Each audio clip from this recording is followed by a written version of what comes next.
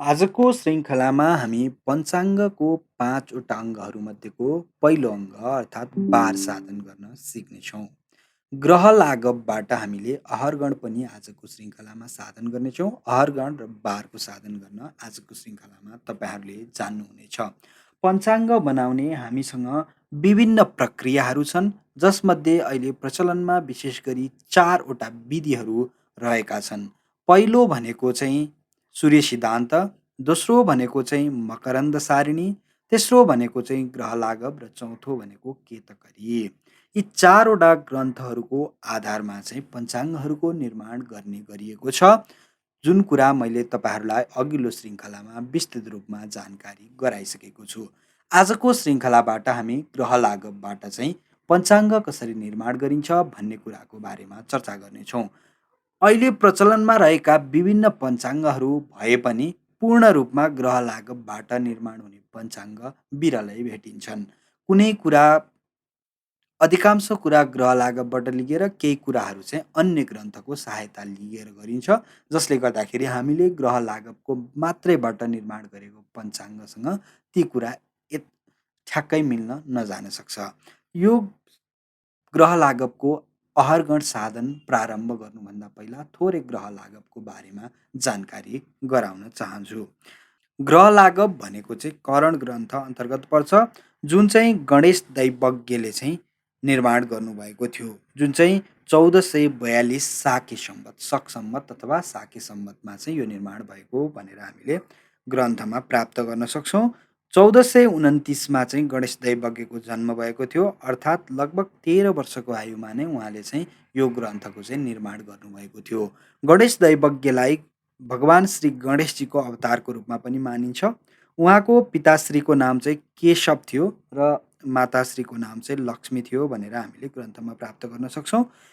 केशव जुन चाहिँ उहाँ पनि ज्योतिष नै हुनुहुन्थ्यो र उहाँले गरेको गणितमा चाहिँ थोरै त्रुटि भएको कारणले गर्दाखेरि चाहिँ ग्रहणको समय जुन थियो त्यो चाहिँ थोरै नमिल्न गएपछि चाहिँ उहाँले अपमान बेहोर्नु परेको थियो तत्कालीन अवस्थामा, र त्यसकै फलस्वरूप उहाँले चाहिँ भगवान श्री गणेशजीको चाहिँ पूजा आराधना गर्नुहुन्छ। जप ध्यान गरेपछि गणेशजी प्रसन्न भएर तिमी आफैले चाहिँ यो गर्न सक्दैनौ, म तिम्रो पुत्र रूपमा चाहिँ जन्म लिएर चाहिँ के गर्छु त एउटा ज्योतिषशास्त्रमा चाहिँ सजिलो तरिकाले एउटा ग्रन्थको निर्माण गर्नेछु, जसको आधारमा चाहिँ वेद अथवा दृश्य जुन चाहिँ देखिने समयमा जुन हुन्छ त्यो आधारमा चाहिँ म एउटा ग्रन्थको निर्माण गर्छु भनेर वरदान दिनुभएको थियो, जसको फलस्वरूप चाहिँ गणेश दैवज्ञको जन्म हुन्छ र गणेश दैवज्ञले चाहिँ 13 वर्षको अल्पायुमा नै ग्रह लागव नामको ग्रन्थको निर्माण गर्नुहुन्छ। उहाँले विभिन्न प्रकारका अन्य ग्रन्थहरू पनि निर्माण गर्नुभएको छ, हामी त्यतातिर लाग्दैनौँ। ग्रह लागव सबैभन्दा सजिलो तरिकाले चाहिँ हामीले ग्रहहरूको गणित गर्न पाउने ग्रन्थ हो। हामीसँग भएका विभिन्न अन्य ग्रन्थहरूभन्दा ग्रह लागव चाहिँ सजिलो सरल तरिका छ, किनकि यहाँनिर हामीले क्यालकुलेटर बिना पनि प्रयोग गर्न सकिन्छ, तर हामी आगामी श्रृङ्खलाहरूबाट चाहिँ क्यालकुलेटरको प्रयोग गर्नेछौँ, जसले गर्दा छिटो छरितो चाहिँ हामीले गणित गर्न सक्छौँ भन्नको लागि मात्रै हो, नत्र तपाईँहरूले क्यालकुलेटरको सहायता बिना नै पनि गर्न सक्नुहुनेछ। अरूमा पनि गर्न त सक्नुहुनेछ, जसमा चाहिँ हामीले विभिन्न सारिणीहरू बनाएर हेरेर गर्नुपर्ने हुन्छ। अहिलेको क्यालकुलेटरले चाहिँ त्यसलाई सहज बनाइदिएको छ। साइन कस ट्यानको ग्रह लागवमा चाहिँ प्रयोग गरिँदैन, हामीले एउटा चर निकाल्ने बेलामा मात्रै त्यसलाई चाहिँ प्रयोग गर्छौँ। बेलान्तर सारिणी यसमा हुँदैन। चर निकाल्ने बेलामा पनि चर खण्ड जुन छ, जुन चरपल भनेर हामीले निकाल्छौँ, त्यो बेलामा पलभा भनेर निकाल्नको लागि चाहिँ एकचोटि हामी ट्यानको प्रयोग गर्नेछौँ। नत्र भने ग्रह लागवको यो कुनै पनि श्रृङ्खलामा हामीले साइन्टिफिक क्यालकुलेटरको आवश्यकता चाहिँ पर्दैन भनेर पनि गर्न सक्छौँ। साइन कस ट्यान बिना भएका क्यालकुलेटरहरूको प्रयोग गर्न सक्छौँ। डिग्री मिनेट सेकेन्डमा रूपान्तरण गर्नको लागि सजिलो हुन्छ, त्यसको लागि गर्दा हामी साइन्टिफिक क्यालकुलेटरको अवश्य प्रयोग गर्नेछौँ। नत्र भने तपाईँहरूले चाहिँ साइन्टिफिक क्यालकुलेटरको पनि प्रयोग गर्न जरुरी चाहिँ रहँदैन, पहिलो कुरा। दोस्रो कुरा भनेको चाहिँ मैले के तपाईँहरूलाई मानेको छु भन्दा राशि अंश कला विकला जुन छ त्यसलाई चाहिँ एक आपसमा परिवर्तन, राशिलाई तपाईँले विकलामा लान, विकलालाई राशिमा लान, यो विभिन्न उल्टो सुल्टो सबै रित गर्न जान्नुहुन्छ भन्ने चाहिँ मैले मानेर चाहिँ यो श्रृङ्खलाहरू अगाडि बढाएको छु। यदि तपाईँहरूलाई त्यो श्रृङ्खला आउँदैन भने तपाईँले बेसिक ज्योतिषको त्यो कुरा चाहिँ जान्नुपर्ने हुन्छ। बेसिक पनि तपाईँसँग नलेज छैन भने चाहिँ तपाईँले पञ्चाङ्ग निर्माण गर्न जान्नको लागि चाहिँ केही समय कुर्नुपर्ने हुनेछ अथवा बेसिक तपाईँले सिक्नुपर्ने हुनेछ। यदि तपाईँले बेसिक जान्नुभएको छैन भने मेरा पुराना भिडियोहरू पुराना च्यानलमा गएर हेर्नुभयो भने तपाईँहरूले अवश्य पनि जान्न सक्नुहुनेछ। त्यहाँ मैले बिना क्याल्कुलेटरको पनि तपाईँहरूलाई प्रयोग गरेर सिकाएको छु र क्याल्कुलेटरको प्रयोग गरेर पनि हामीले त्यहाँ सिकिसकेका छौँ। त्यसैले गर्दा मैले त्यो कुरा तपाईँहरूलाई आउँछ भन्ने अनुमान गरेर अथवा मानेर चाहिँ अगाडि बढ्नेछु।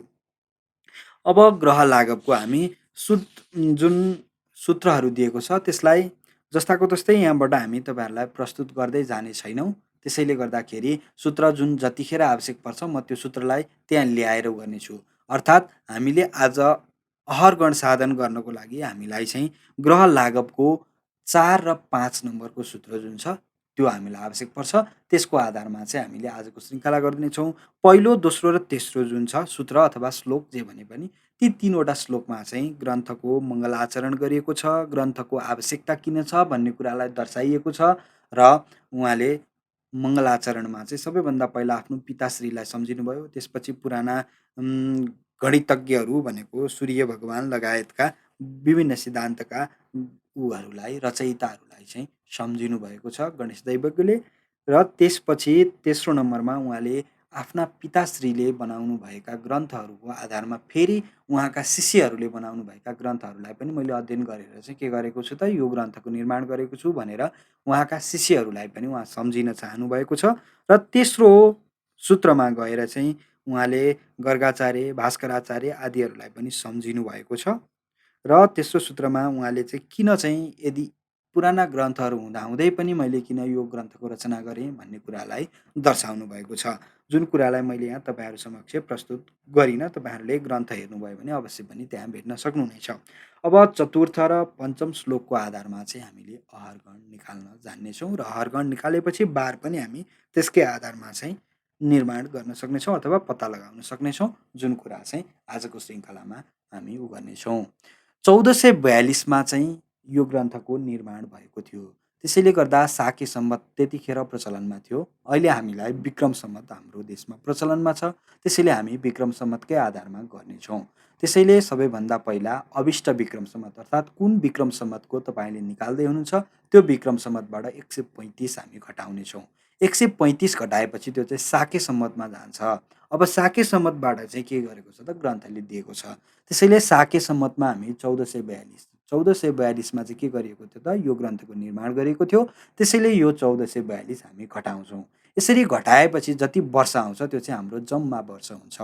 त्यसलाई 11ले हामी भाग गर्छौँ। 11ले किन त 11 चाहिँ यहाँ चाहिँ एउटा चक्र भनेर मानिएको छ जुन चाहिँ 4016 दिनको चाहिँ गणेश दैवज्ञले अथवा ग्रह लागवका रचयिताले मान्नुभएको छ र 4016 दिनको चाहिँ 11 वर्ष हुन्छ भनेर मान्दाखेरि जुन चाहिँ भागफल रहन्छ त्यो चाहिँ चक्र हुन्छ र जुन शेष रहन्छ त्यसलाई हामी के गर्छौँ त 12ले गुणन गरेपछि मासादि गणमा जान्छ अथवा 1 वर्षमा 12 महिना हुन्छ। अब मास चाहिँ कहिले प्रारम्भ हुन्छ त भन्दा चैत शुक्ल प्रतिपदाबाट चाहिँ प्रारम्भ हुन्छ। यसमा यो चाहिँ यो चन्द्र मासको अनुसार हुन्छ। हामीले प्रचलनमा गएको वैशाख जेठ भनेर जुन मान्छौँ त्यो चाहिँ सूर्य मासको आधारमा छ।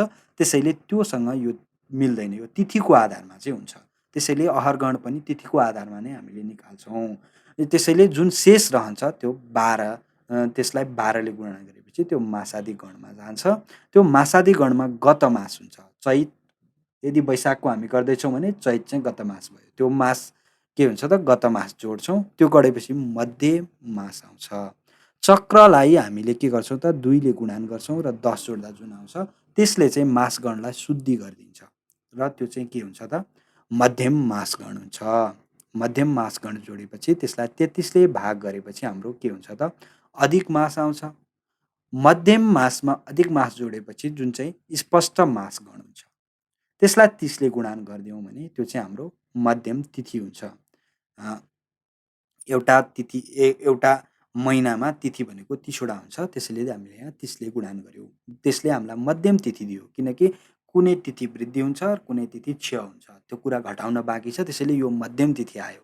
मध्यम तिथिमा हामीलाई चाहिएको सम्मको गत तिथि जति हुन्छ त्यो जोडेपछि हाम्रो तिथि गण आउँछ र चक्रलाई 6ले भाग गर्दा हुन्छ भागफल जुन हुन्छ त्यो जोडिदिएपछि चाहिँ हाम्रो मध्यम अहरगण हुन्छ।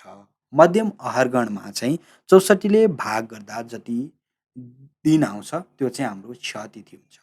यसरी गरिसकेपछि जुन आउँछ त्यो चाहिँ हाम्रो शुद्ध अहरगण हुन्छ।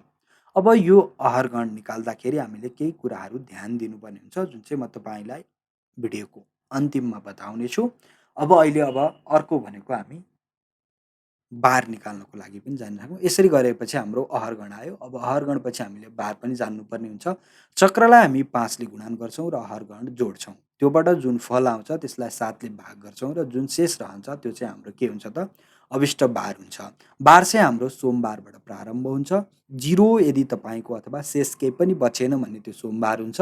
1 शेष बच्यो भने मङ्गलबार, 2 शेष बुध, यसरी चाहिँ 6 शेष बस्दा आइतबारसम्म हामी लगातार जान्छौँ।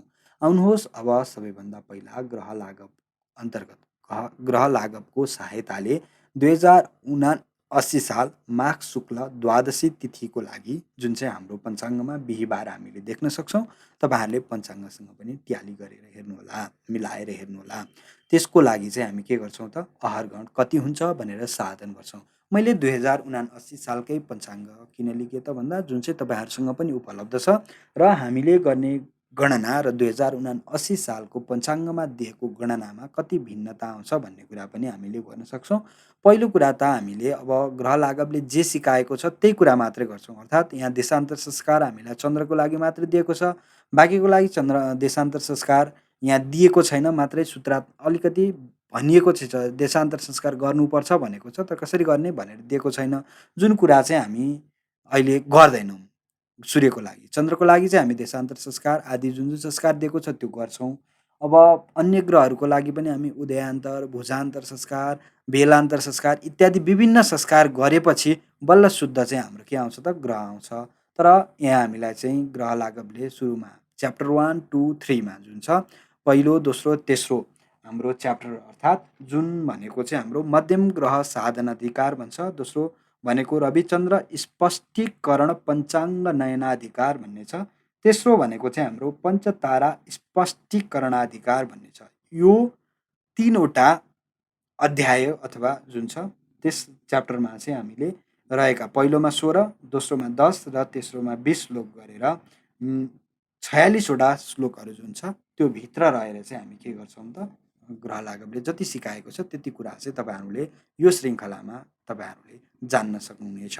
अब ग्रह लागवमा यति मात्रै दिएको छ भनेपछि मैले यो 3वटा च्याप्टरमा दिएको कुरालाई मात्रै यहाँ इन्क्लुड गर्नेछु। त्योभन्दा बाहिर रहेका कुरालाई चाहिँ तपाईँहरूले यो श्रृङ्खलामा नरहेको कारणले ग्रह लागवमा भएको पनि त्यो कुरालाई चाहिँ यहाँ इन्क्लुड गरिएको छैन भनेर तपाईँहरूले बुझ्नुपर्ने हुन्छ। त्यसैले गर्दा त्योभन्दा बाहिर तेस्रो च्याप्टरभन्दा बाहिर जानु परेको कुरा चाहिँ यहाँ हामीले समावेश गर्दैनौँ। त्यसैले यो जुन आउँछ त्यो भनेको हाम्रो पञ्चाङ्गले गरेको सबै संस्कार हामीले गरेका हुँदैनौँ, त्यसैले अलिकति फरक पर्न जान्छ। दोस्रो कुरा भनेको चाहिँ नेपालमा निर्माण भएको पञ्चाङ्ग सूर्य सिद्धान्तको आधारमा छ, त्यसैले पनि थोरै भिन्नता रहन्छ। तेस्रो कुरा भनेको थोरै हाम्रो यहाँ गर्ने प्रक्रिया र ग्रन्थले सिकाएको प्रक्रियामा पनि केही भिन्नता रहेको कारणले गर्दाखेरि पनि थोरै नमिल्ने गरेको पाइन्छ। जुन चाहिँ सूर्य सिद्धान्त नै तपाईँहरूले कुनै बेला सिक्न चाहनुभयो भने हामी सूर्य सिद्धान्तकै आधारमा सूर्य, चन्द्र आदि ग्रहहरूलाई पनि बनाएर देखाउन सक्नेछौँ।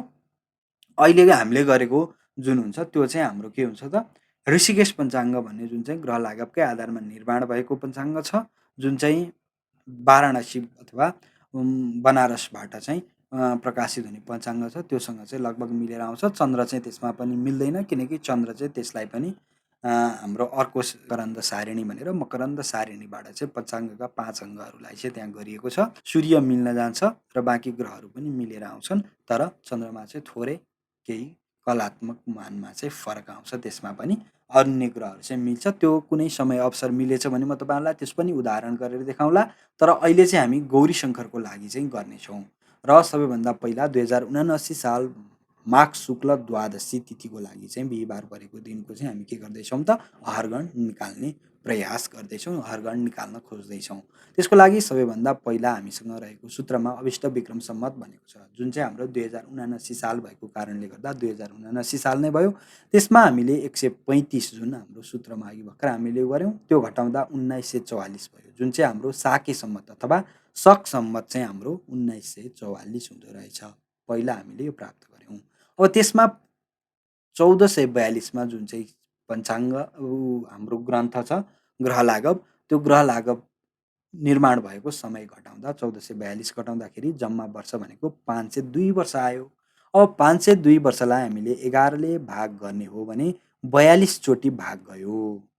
42 चोटि भाग गएपछि त्यही चाहिँ 42 चाहिँ के भयो त हाम्रो चक्र भयो, जुन चाहिँ अब हामी योभन्दा पछाडि गर्ने गणितको लागि यो चक्र 42 भन्ने कुरा चाहिँ फिक्स भयो र यो सधैँ हामीलाई आवश्यक परिरहेको छ। यो कुरा तपाईँहरूले टिपोट गरेर राख्नु पर्यो, अथवा सबै कुरा तपाईँहरूले टिपोट गर्नुभयो भने अझ राम्रो भयो। 42 होइन कि 45 हुनुपर्ने, 42 भयो, 45 चाहिँ हाम्रो चक्र भयो है। 11 45औँ गऱ्यो भनेदेखि हाम्रो कति भयो त 495 भयो। हामीसँग 502 छ, यसलाई 46 चोटि गएन, त्यसैले अब 502बाट हामीले 495 जुन छ त्यो घटाउने हो भनेदेखि चाहिँ हाम्रो के भयो त 7 वर्ष चाहिँ हाम्रो शेष रहन गयो। शेष 7 वर्ष रह्यो, त्यसलाई हामीले सूत्रमा रहेको 12ले गुणन गऱ्यौँ, अथवा मास गणमा हामीले मास कति महिना चाहिँ बाँकी रहेछ भन्नको लागि पत्ता लगाउनको लागि 1 वर्षमा 12 महिना हुन्छ, त्यसैले त्यो 12ले हामीले गुणन गर्दा 84 भनेर जुन आयो, 12 सत्ता 84 जुन छ त्यो भनेको चाहिँ हाम्रो मास गण भयो। अब मास गणमा चाहिँ हाम्रो गत मास के गर्नुपर्ने हुन्छ, जोड्नुपर्ने हुन्छ। यहाँ माघ शुक्ल छ, चैत भनेको 1 भयो, वैशाख 2, जेठ 3, असार साउन भदौ असोज कार्तिक मङ्सिर पुस चाहिँ हाम्रो के भयो त गत मास भयो। यो भनेको 10वटा भयो। चैतदेखि पुससम्म चाहिँ हाम्रो गत भयो। चैतदेखि पुससम्म गर्दाखेरि हामीले 10 चाहिँ हामीले प्राप्त गऱ्यौँ। चैत वैशाख जेठ असार गर्दै पुससम्म गर्दाखेरि 10वटा चाहिँ हाम्रो के भयो त गत मास भयो। त्यही 10 जोड्दा हामीले 94 प्राप्त गऱ्यौँ। अर्थात् हाम्रो मध्यम मास भनेको चाहिँ 94 महिना के भएछ, 45 चक्र बितेर पनि 94 चाहिँ मास मध्यम मासगण चाहिँ बितिसकेको रहेछ। अब मध्यम मासगणलाई हामी मासगणमा परिवर्तन गर्नको लागि चाहिँ के गर्छौँ त, चक्र जुन छ हाम्रो 45 त्यसलाई 2ले गुणन गर्छौँ र 10 जोड्छौँ। जुन भनेको 45 दुना 90 भयो, त्यसमा 10 जोड्दा 100 भयो। यो भनेको चाहिँ हाम्रो के भयो त, हामीले सूत्रबाट प्राप्त गरेको यो भनेको चाहिँ 194वटा हाम्रो मासगण भयो। त्यसलाई 33ले भाग गर्दा हाम्रो अधिक मास आउँछ। के गर्नु भयो त, अधिक मासलाई पनि हामीले जोड्नु पर्यो। 5 भागफल आयो। यो हामी भागफल मात्र लेख्छौँ, शेष जतिसुकै होस् त्यो शेष चाहिँ हामी त्याज्य अथवा छोड्दै जान्छौँ। त्यसैले गर्दा यहाँ 5 मात्रै भयो। अब 33ले गर्दाखेरि 5 भन्दा अलिकति बढीचोटि भाग गएको पनि हामीले देख्न सक्छौँ। 6 चोटि जाँदैन, 5 चोटि चाहिँ मजाले गयो। त्यसैले हामीले यहाँ 5 मात्रै हामीले के गर्यौँ त, यो गऱ्यौँ, लिग्यौँ। अब हाम्रो मध्यम मासगण भनेको हाम्रो के छ त 94 हामीले अघि निकालेका थियौँ। 94 मध्यम मासगण भयो। त्यसमा अधिक मास भनेको हाम्रो 5 भयो। 94मा 5 जोड्दा हाम्रो 79 के भयो त स्पष्ट मासगण बनेर आयो। अब 1 महिनामा 30 दिन हुन्छ, हामीलाई थाहा छ चन्द्रमासमा तिथि भनेको 30वटा नै हुन्छ। त्यसैले त्यो 30ले हामीले के गरिदियौँ त गुणन गरिदियौँ। त्यसले गुणन गर्दा 2970 अथवा 2970 के आयो त आयो। यो भनेको चाहिँ हाम्रो के भयो त मध्यम तिथि आयो। मध्यम तिथिमा हामीले गत भयो त जोड्ने भयौँ। शुक्ल पक्षको प्रतिपदाबाट तिथिको आरम्भ हुन्छ। शुक्ल पक्षको प्रतिपदादेखि दशमीसम्म 10 तिथि भयो र एकादशीको 1 थपिँदा 11 तिथि के भयो त हाम्रो, यो चाहिँ गत तिथि भयो। द्वादशी त हामीलाई चाहिएको दिन भयो, बितेको चाहिँ हामीले 11 तिथि प्राप्त गऱ्यौँ। त्यसैले यहाँ 11 पनि जोड्दा 2981 चाहिँ के भयो त तिथिगण हामीले प्राप्त गऱ्यौँ। यो हाम्रो तिथिगण भयो। अब हामीसँग अर्को सूत्र के छ त, चक्रलाई हामी 6ले के गर्छौँ त भाग गर्छौँ। 6ले भाग गर्दा 7 चोटि गयो, जुन चाहिँ हामीले यो फेरि ल्याएर तिथिगणमा जोडिदिन्छौँ। त्यो जोड्दाखेरि हामीले 2988 के गऱ्यौँ त मध्यम आहारगण प्राप्त गऱ्यौँ। यसमा के भयो त, यो वृद्धि तिथि हामीले जोड्यौँ होइन, गत तिथि पनि जोड्यौँ र प्राप्त भएको मध्यम तिथि पनि जोड्यौँ। तर हामीसँग के भयो त 6 भयो। 6 पनि हुन्छ नि त, तिथि 6 हुन्छ। अब तिथि 6लाई चाहिँ हामीले यहाँ के गरेका छौँ त साधन गरेका छैनौँ। त्यसैले अब क्षय तिथि कसरी हामी निकाल्छौँ त भन्दा मध्यम अहरगणलाई 64ले हामी भाग गर्छौँ। यसरी भाग गर्दा जति दिन आउँछ, जति तिथि आउँछ त्यो भनेको चाहिँ हाम्रो क्षय तिथि हुन्छ। जुन चाहिँ हामीले यहाँबाट 46 प्राप्त गऱ्यौँ। 2988 जुन छ 2988लाई 64ले भाग गर्दाखेरि 46 हामीले के गऱ्यौँ त क्षय तिथि प्राप्त गरेका थियौँ। शेषलाई हामीले यहाँ पनि त्याज्य गर्छौँ। शेष हामी कहीँ पनि लिँदैनौँ। शेष छोड्दै छोड्दै गयौँ हामीले। यसरी गर्दा 2942 जुन आयो यो भनेको चाहिँ हाम्रो अहरगण भयो। तर अहरगण भनेको चाहिँ ग्रन्थले कहाँलाई मानेको छ त भन्दा लङ्कोदयलाई मानेको छ।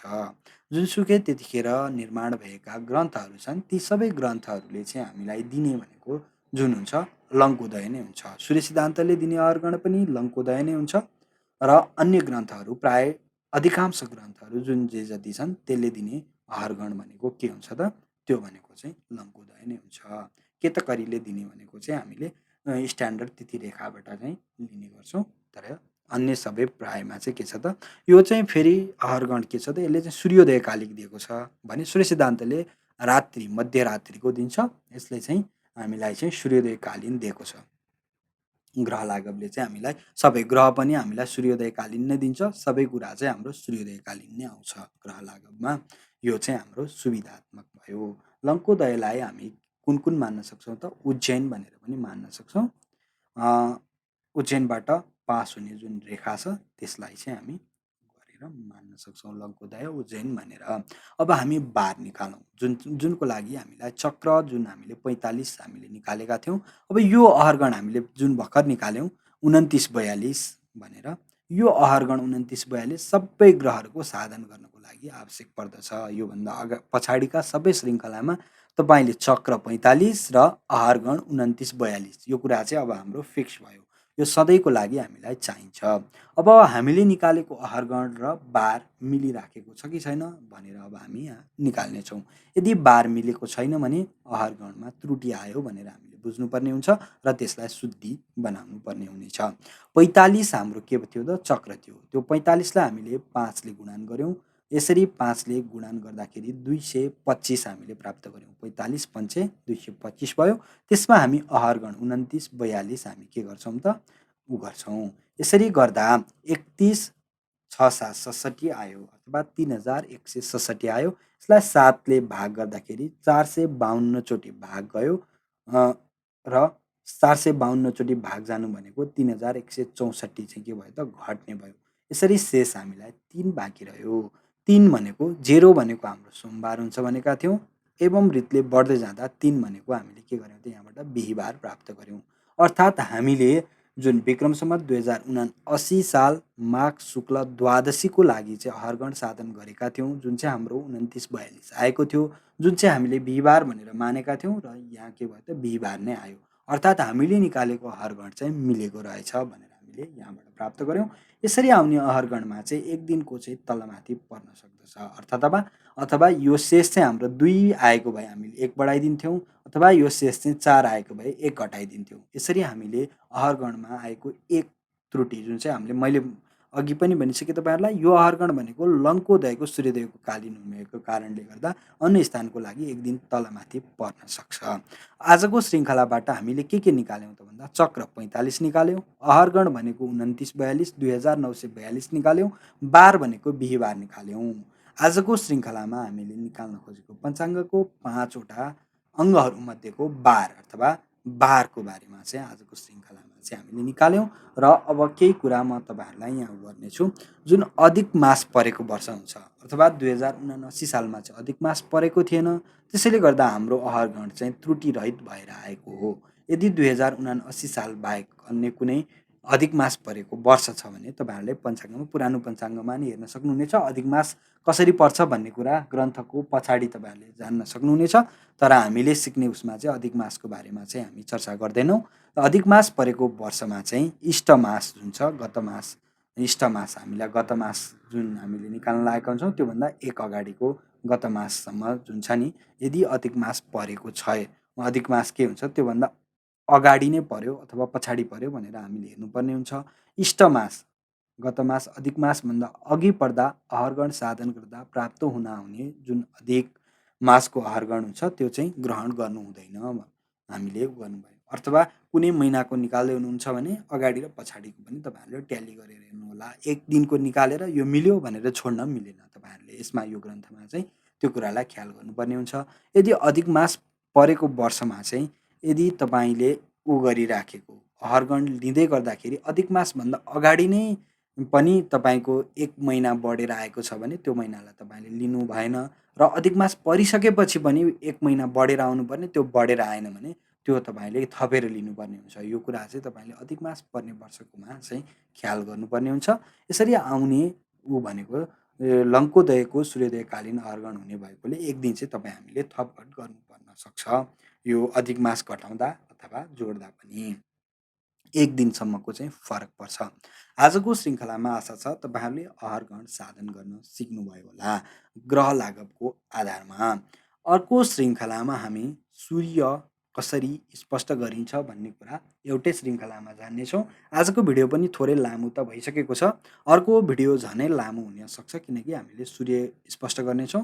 सूर्य स्पष्ट गरेपछि हामी हेर्नेछौँ हाम्रो देशको पञ्चाङ्गसँग कति डिफ्रेन्ट रह्यो भन्ने कुरा चाहिँ थोरै केही कलात्मक मान चाहिँ हाम्रो के हुन्छ त फरक पर्न जान्छ। मैले तपाईँहरूलाई अघि पनि बताइसकेँ। पहिलो कुरा भनेको चाहिँ हाम्रो देशको पञ्चाङ्ग काठमाडौँको लागि बनेको छ। हामी चाहिँ गौरीशङ्करको लागि हामी गर्नेछौँ, स्ट्यान्डर्ड टाइमको लागि गर्दैछौँ।